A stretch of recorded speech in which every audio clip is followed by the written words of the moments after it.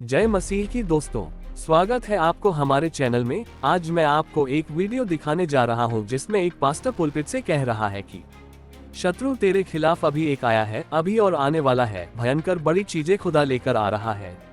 अब इस क्लिप को ध्यान से सुनिए, क्योंकि इसके बाद हम किसी इंसान की राय से नहीं बल्कि सीधे बाइबल के वचन से इसकी जांच करेंगे। बाइबल हमें सिखाती है कि हर बात को आंख बंद करके स्वीकार मत करो। एक यूहन्ना 4 का 1 कहता है, आत्माओं को परखो कि वे परमेश्वर की ओर से हैं या नहीं। इसलिए आज का सवाल यह नहीं है कि यह बात किस पास्टर ने कही है। सवाल यह है कि क्या ये बात परमेश्वर के वचन के अनुसार है।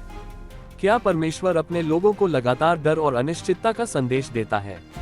क्या बाइबल हमें सिखाती है कि हम हर समय आने वाली विपत्तियों से भयभीत रहें, या फिर प्रभु यीशु हमें शांति, विश्वास और साहस में चलना सिखाते हैं?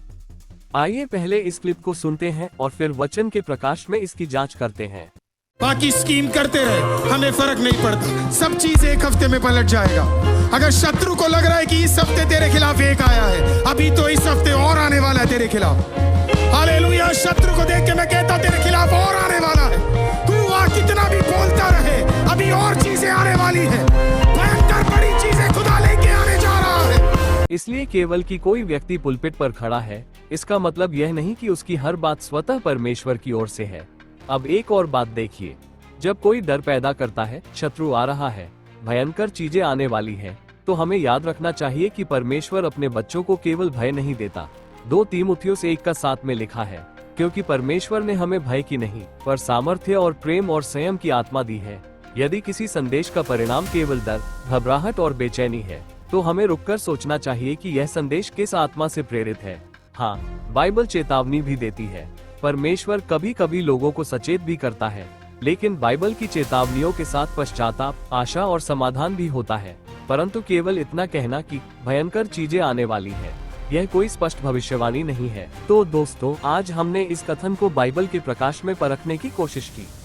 एक बार फिर मैं स्पष्ट कर दूं कि मेरा उद्देश्य किसी व्यक्ति पर हमला करना नहीं है। हमारा विषय कोई व्यक्ति नहीं बल्कि वह शिक्षा है जो लोगों तक पहुंचाई जा रही है।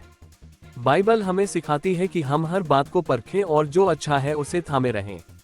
1 थिस्सलुनीकियों 5:21 कहता है, सब बातों को परखो, जो अच्छी हो उसे पकड़े रहो।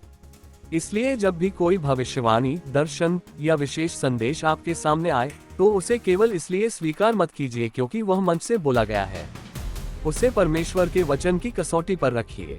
याद रखिए, हमारा विश्वास किसी मनुष्य की भविष्यवाणियों पर नहीं बल्कि प्रभु यीशु मसीह और उसके अटल वचन पर होना चाहिए। और यदि आज आप किसी डर, चिंता या भविष्य की अनिश्चितता में जी रहे हैं, तो प्रभु यीशु के इन शब्दों को याद रखिए। यूहन्ना 14:27, तुम्हारा मन व्याकुल न हो और न डरे। और 2 तीमुथियुस 1:7, क्योंकि परमेश्वर ने हमें भय की नहीं पर सामर्थ्य, प्रेम और संयम की आत्मा दी है। इसलिए डर के आधार पर नहीं, विश्वास के आधार पर चलिए, वचन के आधार पर चलिए।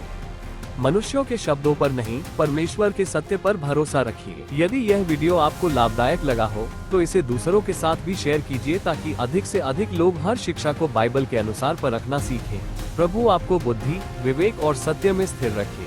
अब मैं अपने शब्दों को विराम देता हूँ। मिलते हैं नेक्स्ट वीडियो में, तब तक के लिए जय मसीह की।